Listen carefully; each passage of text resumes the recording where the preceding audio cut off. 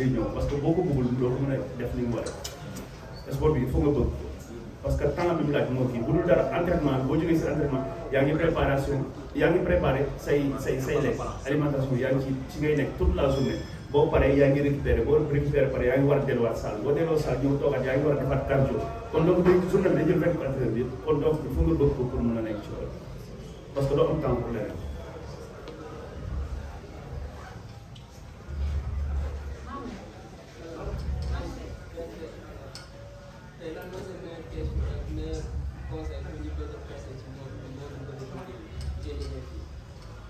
Bon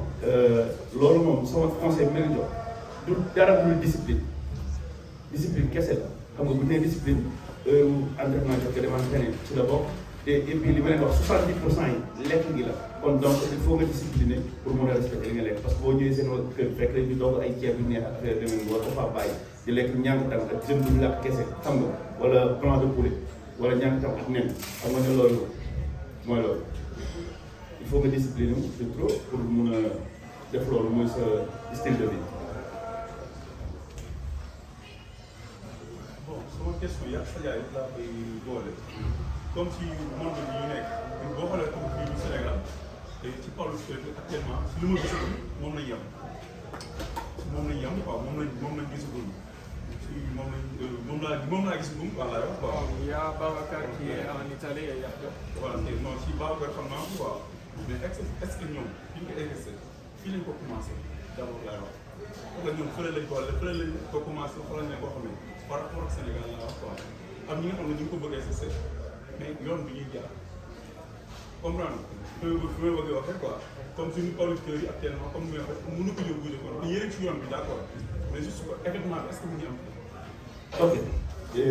léegi comme man sama cas parce que Babacar mii na loolu bu baax man Europe laa commencé def kii parce que boobu noonu amuñu woon ku mel ni sax mais léegi c'est facile pour yéen ngeen am seen licence nekk Sénégal am licence bi nga xamante ni moo doon pas professionnel licence amateur bi commencé génn di dem yenn championnat yi nekk foo xamante ni ngi si sóoree noonu d'ailleurs projet yi nga xamante ni Sadia peut-être am na loo xam ne waxu leen ci ñu ngi liggéey ba nga xamante ni ñun licence bi dinañ am suñu fédération boo xamante ni dinañ bokk championnat bu ñu nekk ci àdduna parce que dañuy am licence ak bu nekk day dugg ci site bi jënd licence am tey championnat bu amee Maroc wala fu mu mun di doon wala Europe mun nga dem en général dañ leen ay visa rapidement ñu nekk ay athlètes sénégalais xam nga boo yenn championnat aussi dinañ ko préparé fii d'abord il faut ñu def régional parce que boo mënul def il faut nga def régional ba pare ñu mën a def international xam nga kon donc yëpp dina nekk loo xamante ni ñu ngi ciy liggéey ak Sadia boo mënul ci 2027 bi peut-être bu fekkee accéléré nañ ci peut-être ci 2027 mais xamoon nañu commencé am suñu licence am athlètes yoo xam ne dañuy compétir am lépp parce que bu comme par exemple man bientôt damay arrêté sama carrière professionnelle pourquoi pas ñu formé ko mais nekkul loo xamante ni tey da ngay dem sa ruq di entraîner di def li ngay def bëgg na da ngay taxaw ko non parce que dafa am yu bëri tey Sadia bu ñu jàngalee tey ni ngay entraîner li ngay def technique yëpp il faut am koo xamante ni man dama am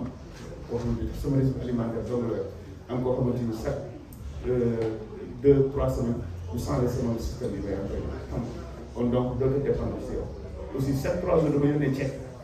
su ma ko ñu xool sama masse musculaire ne ma damay privé lii da ngay def lii xam nga nekkatul dara man dama ñëw rek appliqué xam nga te aussi man su ma demee bay appliqué te xam naa ne maa la ëpp connaissance tuuti ci lii comme nga xam ne yow il faut ñu def benn groupe boo xamante ni wala benn équipe boo xamante ni loolu yëpp nañ ko rek jël athlète ñi nga xamante ni ay vrai athlète la ñi nga xamante ni bëgg nañ ko am nañ am discipline bi pour mu ne fexe bañ am seen licence di compétir ci compétition yi mag yi ba nga xamante ni yàlla dañu liggéey ay compétition et puis c'est ok man comme ni ma ko waxee je suis un amoureux du sport xamuma leneen malheureusement xam nga dafa yomb trop nga ne man lii laa bëgg pour man booy ne lii laa bëgg dafa fekk nga def affaire yu bëri mais li ma def yëpp ci biir sport la comme lui je joue au basket au Jaraaf toutes les catégories jouer handball volleyball football donc voilà quoi sport la xam yàlla dimbali ma moom laa liggéey moom moo may fay là aujourd'hui comme ni may wax toujours reconversion kese moo ma ñor mais j'ai envie que mes plus jeunes frères ñu bañ a jaar man fu ma jaar parce que nous on a perdu beaucoup de temps et pourtant on s'est rendu compte que c'était facile de bien vivre à travers le sport. Tey on fait tout pour que mu yomb ci yéen ngeen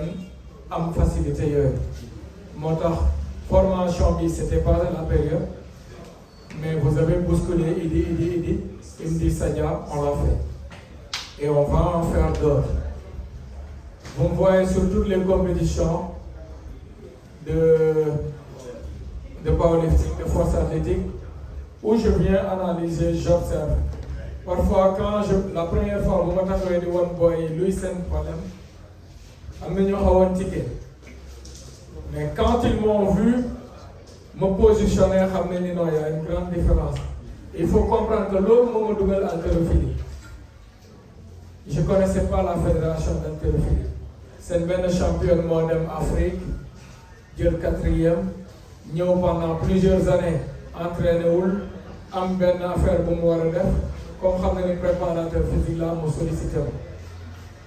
et quand je l'ai amené en salle diko jangal haltérophilie mu ne attends ndax haltérophilie na ko non je suis préparateur physique et spécialiste en musculation et donc c'est comme ça qu'on a travaillé bu ma accéléré ñu def cette affaire am ay difficultés. J'explique aux gens 2 points techniques et ils arrivent à réaliser la même chose, la même charge. Comme hier dans le Lendalfi, on te montre 2 choses, tu le fais plus facilement. Donc c'était un peu comme ça, ils ont pris mon contact. Là, je suis fédéral rugby. Je suis responsable de la formation en préparation physique. Et le président de l'OMO, moi, par force, maintenant, nommé. Dans mon côté, je n'ai pas demandé. Et donc, c'est ça qu'on est en train de faire. Et je mets la pression aux autres qui sont derrière, parce que maintenant, c'est eux qui doivent nous suivre. Il y a beaucoup de passionnés, il y a beaucoup d'opportunités, on ne peut plus perdre du temps. Chaque fois que quelqu'un me propose une opportunité pour vous, je vous la mets sur la table. Je vous ai dit, on va vous convoquer, on va inviter tous les acteurs, et ceux qui sont vraiment intéressés, on va aller vers des teams internationaux très vite avec des licences qui vous permettent de compétir partout. Parce que l'avantage avec ces licences, c'est quoi? C'est que nous sommes trop sur des protocoles de demande de visa. Parce que les demandes viennent d'ailleurs, la lettre elle vient d'ailleurs. Et c'est cette lettre que tu amènes avec des recommandations fédérales. Nous donnons. Oui. En fait, yow tey nekk nga champion. Lan la jeune yi mën a xaar ci yow. bon tey li nga xamante ni moom laa am li gën a cher ci nga xamante ni sama carrière mooy lan connaissance bi ma ci am comme tey ñëw naa partagé ak ñoom ci li ma xam bon ëllëg aussi keneen mën na am beneen question boo xam posé ko ci man amul lenn loo xam dama gën a bëgg naa wax sama li nga xamante ni moo xam partagé ak ñoom sama connaissance bu dul après loolu man lépp lu ma am Sénégal moo ma gën a bu ma amee dama ñëw def fi ay projet ñu bëgg a entraîner aussi li nga xamante ni mën naa ko fédération bi comme président bi yëpp xam nañu ma IFBB Pro pour utal Sénégal benn licence boo xamante ni dina mel ni comme Allemagne wala France wala Espagne doomu dëkk bi dañ mën a dugg ci site boobu inscrire am seen licence pour mën a def championnat yu boobu.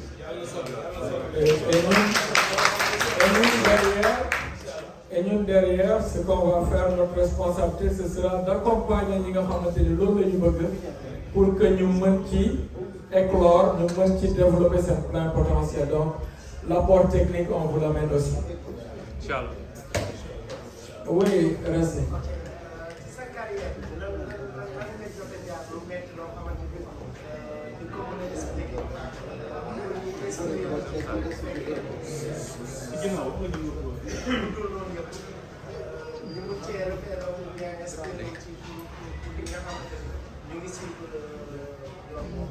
ok léegi am na deux yoo xamante ni moo gën a marqué sama carrière benn bi mooy loo xamante ni peut-être mën naa ko partager ak yéen mooy benn instant boo xam ne début de carrière au moins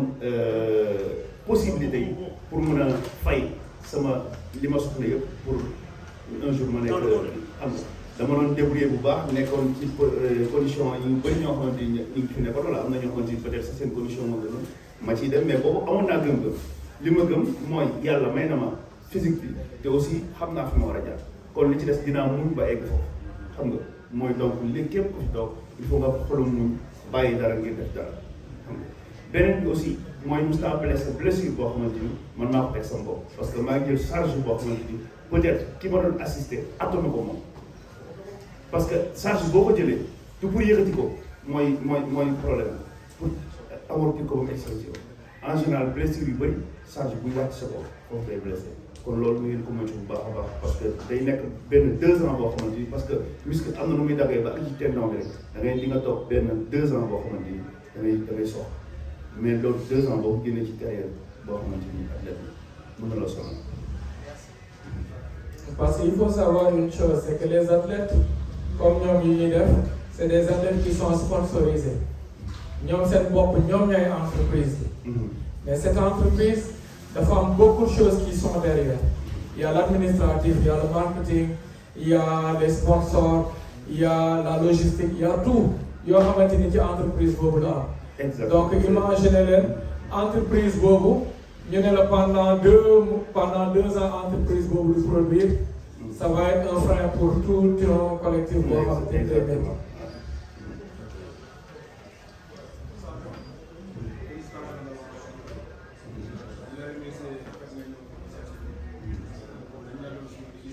Bah attendez saa yu leen neexee rek day ñëwaat.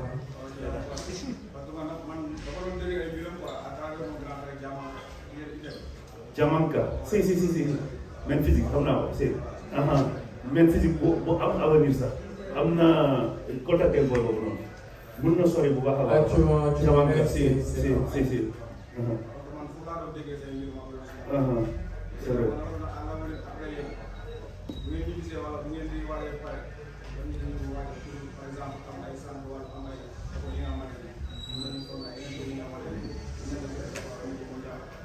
Ok man sama objectif mooy lan parce que man ay pro show championnat bodybuilding IFBB dafa nekk loo xamante dafa ma neex d'abord li nga xamante ni tey bu ma arrêté dinaa am 3 men physique 3 open ak 3 classiques yoo xamante ni man maa leen di sponsorisé dinaa fexe ñoom ba nga xamante ni bu fekk ñoom bëgg nañ buñ bëggee aussi topp ndigal naa fexe ñoom bañ am minimum chaque année 3 yi kenn ku nekk ci ñoom qualifié Miss Olympia mu nekk team boo xamante ni Sénégalais la. foo mën a après li ci des en général mën na nekk lim bu bëri parce que da ngay xool Espagne dafa nekk ci ay millions d'habitants des fois ay 6 personnes ñooy dem Miss Olympia wala sa catégorie sax mën naa am yow rek yaa ci dem kon nekkul ne Miss Olympia ku nekk mais loolu mooy sama objectif dem ba nga xamante ni Sénégal dina am foofu noonu team bu am doole boo xamante ni au minimum catégorie bu nekk dañ ci dem nit ñi fa représenter incha allah. pour ñi nga xamal ne Miss Olympia mooy rêve ñi nga xamante ni ñoom ñooy def seen c'est comme football bu la nee coupe du monde la pour qualifier. kon dama bëgg a laajte pour séeréer yi ñi nga xam ne ñoom dañuy def sport boo pare duñ nangu lekk naka la ñu war a def ak seen complément alimentaire naka la ñu ko war a composer. ah lekk moom boo ko nangulee waaw lekk moom boo ko nangulee xoolal doo sonn. parce que yow li ngay dépensé loolu yëpp ci salle de sport yi ak li ngay dépensé ci journée bi say mouvement lépp après lekk bi mën a remplacer kon boo lekkul da ngay teg sa yaram coono boo xamante ni du la yóbbu fenn day fatigué comme oto bu amul essence rek boo ko dawalee ci diggante bi day taxaw du mën a dem fenn c'est ça. c'est bon gars yi bu leen fàtte ne pause ngeen nekkee non lan la bi indiscipline fan la am. On vous prend sur votre pause après ngeen di continuer problème oui. Dave Mouride. sa domaine bi nga nekk. comme domaine du football Sadio Mané ni ci mel noonu la mel. waaw tey jii ñun comme nit ñi xamee football bu ñu gisoon Sadio Mané. Serigne. mun nañu débat bi. yaa ngi moom de. waaw ndax bëri ñoo non koy toogal. mais yow tamit sa cas. ci domaine bi nga nekk. gis nga Moustapha. ñu respecté. ndax gis gi la gis nii. te xam nañ tamit comme ni Sadio Mané nekk ci football yow sa domaine noonu la ko mel. léegi day laaj médiatisé comme instant bi yaa ngi fi nii. parce que am nga ay proposition yoo xam ne dans les médias pour dem toog fa def émission gën a leerale yow discipline bi ngay def nii. xam nga tey par exemple li am solo mooy ñi nga xamante ni bëgg nañ ko ngay communiquer ak ñoom xam nga man nekkul ne peut-être Sénégal bi yëpp lay waxal parce que sport bi dafa nekk loo xamante ni tey mi ngi yéeg ndànk-ndànk xam nga mais ñun ñi nga xamante ni ñoo ko seq dañ fexe ba nga xamante ni ku ci nekk rek dina xam kii ak kii lan laa mën a am ci moom si xam-xam pour mën a continuer loolu noonu tey bu fekkee nga dem États-Unis wala Europe ñoom xam nañ la parce que dañuy dund sport bi mais boo ñëwee fii ñun ñoo jéem a instauré ko ci bopp gars yi ba nga xamante ni ku ci nekk tey man suñu toll nii yoon la yéen ci war a profité ñan la ñuy xam que mooy yéen parce que man bokk naa ñi nga xamante ni peut-être ñoo ko njëkk a commencé mais il faut ma def yoon boo xamante yéen boo leen ñëwee wala ñi nga xamante ñoo leen gën a nekk xale ñoom bu ñu ñëwee dañ leen xam facilement comme ay Sadio Mané xam nga kon donc nag liggéey boobu il faut ñu jàpp ñun ñëpp ñu mën a li gën a gaaw ci jàpp ci mooy lan mooy tey ñëpp xam nañ ni télé ñi koy seetaan bëriwul ñi nekk ci réseaux sociaux yi ñoo gën a bëri tout à l'heure dañ laa leen njëkk a proposé de vous envoyer ces pages ngeen xam ko comme ça loo leen di ci gis tey ñun ñii ku ci nekk tu es influenceur en quelque sorte man influenceur physique la maanaam tant que nit ki jàkkaarloowul ak man mënul jël dara parce que doo gis sama image fenn ok mais yéen ñëpp vous êtes des gens qui êtes très actifs sur vos réseaux sociaux sur seen statut sur seen Facebook sur seen xawma naka Instagram ak TikTok mais quand vous verrez lu muy def mu rafet ngeen jël ko posté ko noonu la ñuy wax donc ça fait au moins yow 100 personnes qui te suivent qui le voient boo créé ci 100 personnes yooyu 10 yoo xamante ni ñu ngi koy gis affaire bi commencé na leen neex ñoom tamit ils vont faire la même chose mooy nekk économie d'échelle effet boomerang day jël di jël muy gën a yaatu et c'est comme ça qu'on pourra ñun nous imposer dans le milieu ba nga xam ne vous ne serez plus ridicule d'être dans une salle à travailler comme un forcené et à la limite très vite ngeen commencer ci gis seen bopp avec les partenariats qu'on devrait travailler à développer. Donc je vais lui laisser la Salam alaikum Diamanka, je vous présente Sidi Pouye. Diamanka ça va naka Sénégal soxla nañ la fii de. yaay wax say allo. sant alhamdulilah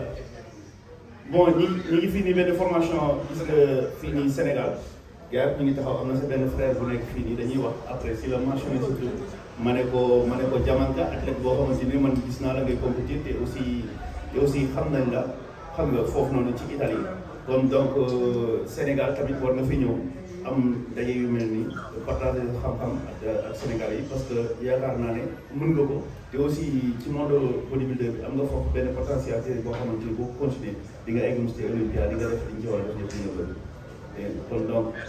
maa ngi lay bàyyi gars yi yaakaar naa ñoom ñëpp ñu ngi lay dégg nag.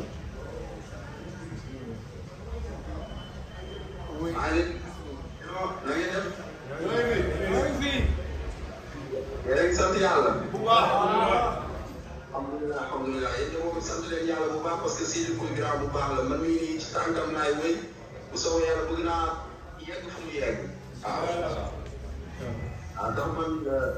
suñu mentor athlète sénégalais yi fi nekk yëpp ñuy def même compétition bodybuilding yi entraîné ñëpp ci moom la ñuy xool ci moom la ñuy jéem a roy man mii wax naa ko nee naa ko suma gént mooy benn jour bi daje si kaw podium bi incha allah moom xam naa ni du yàgg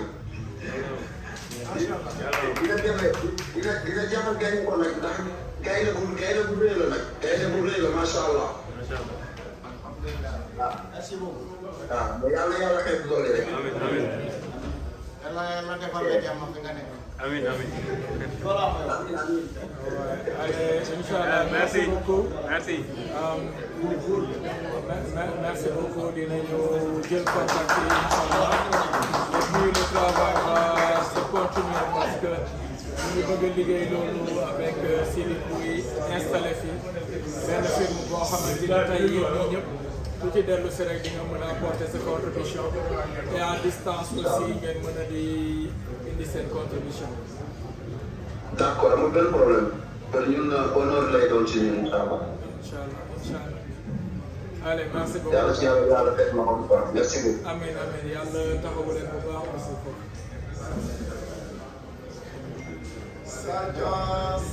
Donc le dernier mot pour Sidi.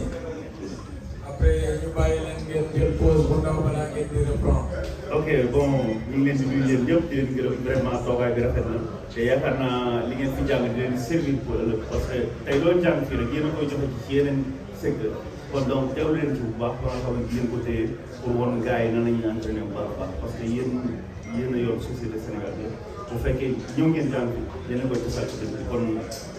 na ngeen ci teewlu bu baax a baax a baax. ok jërëjëf nuyu naa leen.